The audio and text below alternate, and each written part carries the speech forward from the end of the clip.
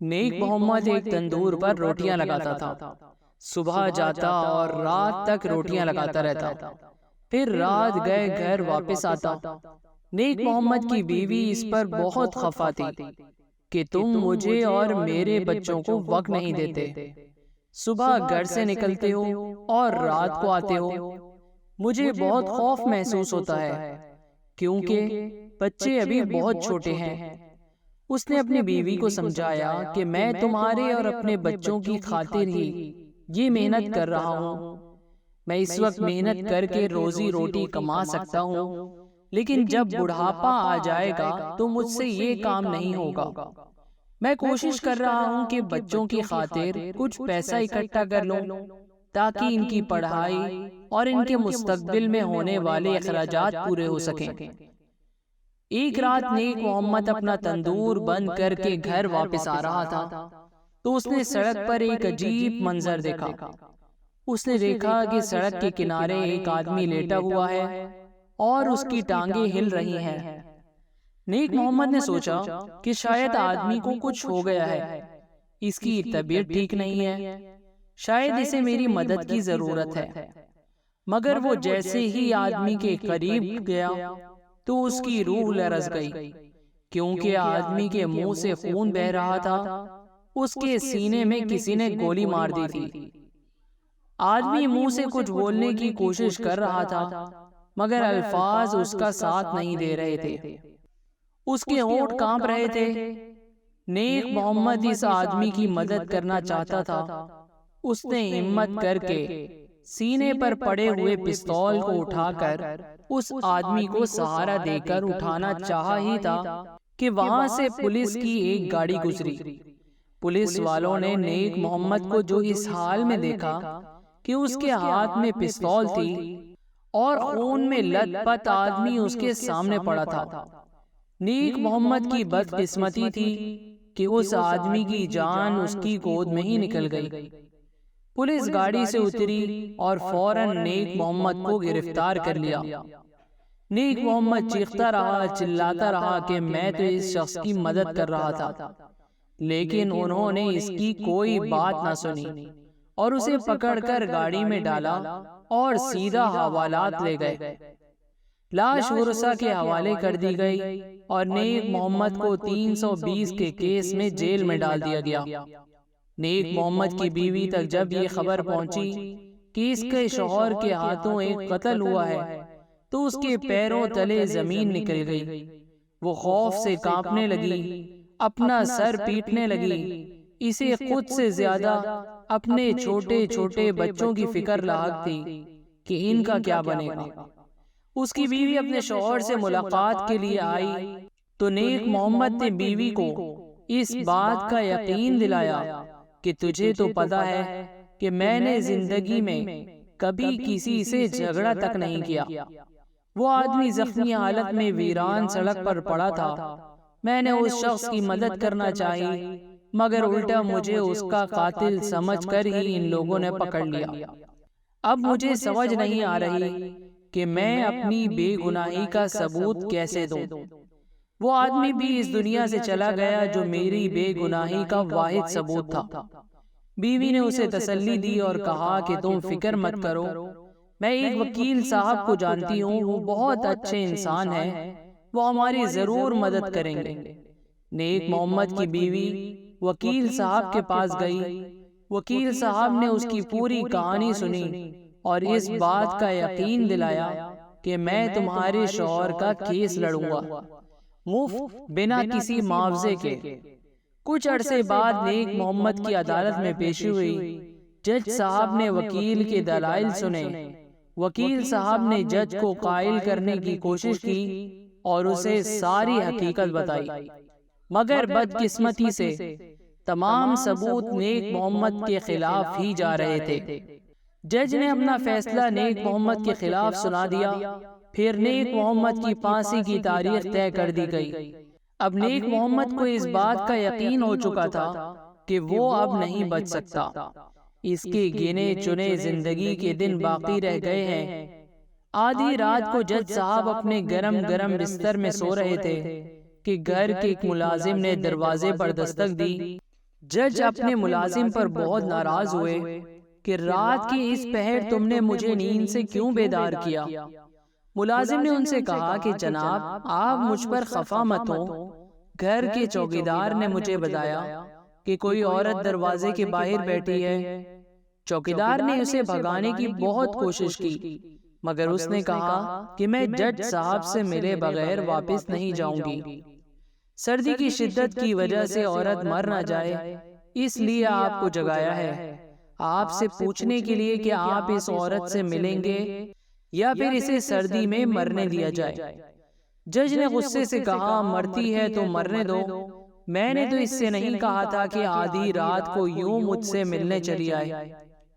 ملازم نے چوکیدار سے کہا کہ جج صاحب اس وقت کسی سے نہیں مل سکتے، لہٰذا عورت سے کہو کہ واپس چلی جائے۔ عورت نے کہا کہ میں صبح تک ادھر ہی بیٹھی رہوں گی۔ جج نے دل میں سوچا کہ کہیں عورت ضد میں آ کر گیٹ کے سامنے رات ہی نہ گزار دے۔ وہ اپنے بستر سے اٹھا اور عورت سے پوچھا کہ کیا مسئلہ ہے، رات کی اس پہر تم مجھ سے کیا چاہتی ہو؟ نیک محمد کی بیوی نے کہا جج صاحب میرا شوہر بے گناہ ہے، آپ نے اس کے خلاف موت کا فیصلہ سنایا ہے، میرا اس دنیا میں اپنے شوہر کے علاوہ کوئی نہیں، میرے بچے یتیم ہو جائیں گے اور میں لاوارث ہو جاؤں گی۔ اس کے بعد اس نے جج کو سارا واقعہ بتایا کہ کس طرح میرا شوہر سڑک کے کنارے ایک زخمی کی مدد کرنے گیا اور کس طرح پولیس نے اسے موقع پر پکڑ لیا۔ جج نے نیک محمد کی بیوی سے کہا کہ میں اس بات کا وعدہ تو نہیں کرتا کہ تمہارا شوہر بچ جائے گا، مگر میں اپنی طرف سے پوری کوشش کروں گا۔ عورت واپس چلی گئی اور جج ساری رات سو نہ سکا۔ اسے بار بار اس عورت کا افسردہ چہرہ پریشان کر رہا تھا۔ اگلے دن جج صاحب نے نیک محمد سے ملاقات کی اور اس سے کہا سچ سچ بتاؤ تم نے زندگی میں ایسا کیا کیا جو تم اس کیس میں بری طرح پھنس گئے ہو؟ کیا زندگی میں تجھ سے کوئی بڑی غلطی ہوئی ہے؟ اگر تم مجھے حقیقت بتا دو تو ہو سکتا ہے میں تمہاری کچھ مدد کر سکوں۔ نیک محمد نے کہا کہ جج صاحب ویسے تو میں نے زندگی میں کسی کو کوئی تکلیف نہیں دی، مگر ایک دفعہ مجھ سے ایک غلطی ہوئی تھی۔ غلطی کے فوراً بعد مجھے اپنی غلطی کا احساس بھی ہوا، مگر اس وقت میں اپنی غلطی کا ازالہ نہیں کر سکتا تھا۔ میں اپنے تندور پر روٹیاں لگا رہا تھا، گاہکوں کی ایک لمبی قطار روٹیاں لینے کے لیے کھڑی تھی۔ میں گاہکوں کو روٹیاں دینے میں مصروف تھا کہ ایک بلی گندے ہوئے آٹے میں گھس گئی۔ اس نے نہ صرف آٹا خراب کیا بلکہ کچھ روٹیوں کا بھی ستیہ ناش کر دیا۔ مجھے کام کی تھکاوٹ پہلے سے ہی تھی، میں نے غصے میں آ کر بلی کو پکڑا اور تندور میں ڈال دیا۔ بلی کی چیخیں سن کر میں خوف سے کانپنے لگا۔ مجھے فوراً ہی اپنی غلطی کا احساس ہوا تو میں نے جلتے ہوئے تندور میں ہاتھ ڈال کر بلی کو نکالنا چاہا، مگر میرا ہاتھ تو جل گیا، لیکن بلی کو باہر نہ نکال سکا اور وہ جل کر راکھ ہو گئی۔ اس نے جج صاحب کو اپنا جلا ہوا ہاتھ بھی دکھایا۔ یہی میری زندگی کی واحد غلطی تھی جس نے مجھے خوف میں مبتلا کیے رکھا۔ مجھے لگتا ہے کہ اسی وجہ سے میں آج اس مصیبت میں پھنس چکا ہوں۔ جج نے کہا کہ تم بالکل ٹھیک کہہ رہے ہو، تمام گواہوں کی موجودگی میں تم بری طرح اس کیس میں پھنس چکے ہو۔ میرا نہیں خیال کہ تمہارے بچنے کی کوئی امید باقی ہے۔ نیک محمد یہ الفاظ سن کر حیران ہو گیا۔ پھانسی سے ایک دن قبل وہ دھاڑے مار مار کر رونے لگا اور کہا جج سے ملنا ہے۔ جج آیا اور اسے روتے ہوئے دیکھا تو کہا کیا موت کے خوف سے اتنا رو رہے ہو؟ نیک محمد نے کہا نہیں جج صاحب، مرنا تو ایک دن سب کو ہی ہے، رو میں اس لیے رہا ہوں کہ مفلسی سے تنگ آ کر میں نے ایک بینک میں ڈاکہ مارا تھا، 5,60,00,000 کی رقم لوٹ کر گھر لے آیا تھا۔ بیوی سے چھپ کر میں نے وہ رقم کباڑ میں پڑے ایک پرانے ٹی وی میں ڈال دی تھی۔ اپنی بیوی کو اس لیے نہیں بتایا تھا کہ وہ راز کی کچی عورت ہے، اس کے پیٹ میں کچھ نہیں ٹھہرتا، اب جب کہ مجھے تھوڑی ہی دیر میں پھانسی ہونے والی ہے تو مجھے اتنا وقت بھی نہیں دیا جا رہا کہ میں اپنی بیوی کو بتا سکوں کہ وہ پرانا ٹی وی ہمارے لیے کتنا اہم ہے، وہ جلدی سے اسے توڑ کر پیسے نکال سکے۔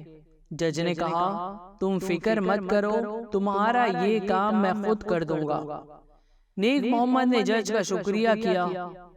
فجر کے وقت اسے سولی پر لٹکا دیا گیا اور صبح صبح ہی جج نے اپنے کچھ ملازموں کو لکھا پڑھا کر نیک محمد کے گھر بھیج دیا۔ انہوں نے نیک محمد کے گھر کے دروازے پر دستک دی تو اس کی بیوی دروازے پر آئی۔ ایک ملازم نے عورت سے کہا کہ جی ہم اولڈ کلچر ڈپارٹمنٹ کی طرف سے آئے ہیں، آپ کے گھر میں موجود جو چیز بھی پرانی ہے ہم وہ اچھی قیمت پر آپ سے خرید لیں گے۔ عورت نے کہا کہ ہمارے گھر میں 3 چیزیں پرانی ہیں، ایک لالٹین، ایک ٹی وی اور ایک پیانو بھی ہے، مگر میں یہ چیزیں فروخت نہیں کرنا چاہتی۔ یہ کہتے ہوئے عورت نے دروازہ بند کر دیا۔ ملازموں نے جج کو کال کی اور کچھ دیر بعد دوبارہ دروازے پر دستک دی اور عورت سے کہا 4 لاکھ پیانو کے، 5 لاکھ ٹی وی کے اور 2 لاکھ لالٹین کے ملیں گے، اگر سودا منظور ہے تو بتائیں۔ عورت نے دوبارہ دروازہ بند کر دیا۔ ملازموں نے دوبارہ جج کو کال کی کہ عورت نہیں مان رہی۔ جج نے کہا مان جائے گی، تم چیزوں کے ریٹ بڑھا دو۔ ملازمین نے تیسری بار دروازے پر دستک دی۔ عورت نے دروازہ کھولا تو انہوں نے کہا پیانو کا 10 لاکھ، ٹی وی کا 12 لاکھ اور 5 لاکھ لالٹین کا ملے گا، اگر سودا منظور ہے تو بتاؤ۔ عورت نے کہا ٹھیک ہے مجھے سودا منظور ہے، مگر پہلے پیسے پھر چیزیں آپ کے حوالے کروں گی۔ ملازموں نے عورت کو 27 لاکھ ادا کیے اور اس سے پیانو، لالٹین اور ٹی وی لے کر آئے اور جج کے حوالے کیا۔ جج نے لالٹین اور پیانو ملازموں کو دی اور ٹی وی لے کر بند کمرے میں اسے توڑنا شروع کیا، مگر اس کی حیرت کی انتہا نہ رہی جب اس نے دیکھا کہ ٹی وی کی اسکرین کے پیچھے 2 مرے ہوئے چوہے پڑے تھے۔ جج اپنا سر پکڑ کر ادھر ہی بیٹھ گیا اور دل میں سوچا بے گناہ پھانسی پہ لٹکنے والے نیک محمد نے اپنی بیوی اور بچوں کے لیے ساری عمر کے خرچے کا بندوبست میری جیب سے کر دیا اور مجھے میرے لالچ کی سزا مل گئی۔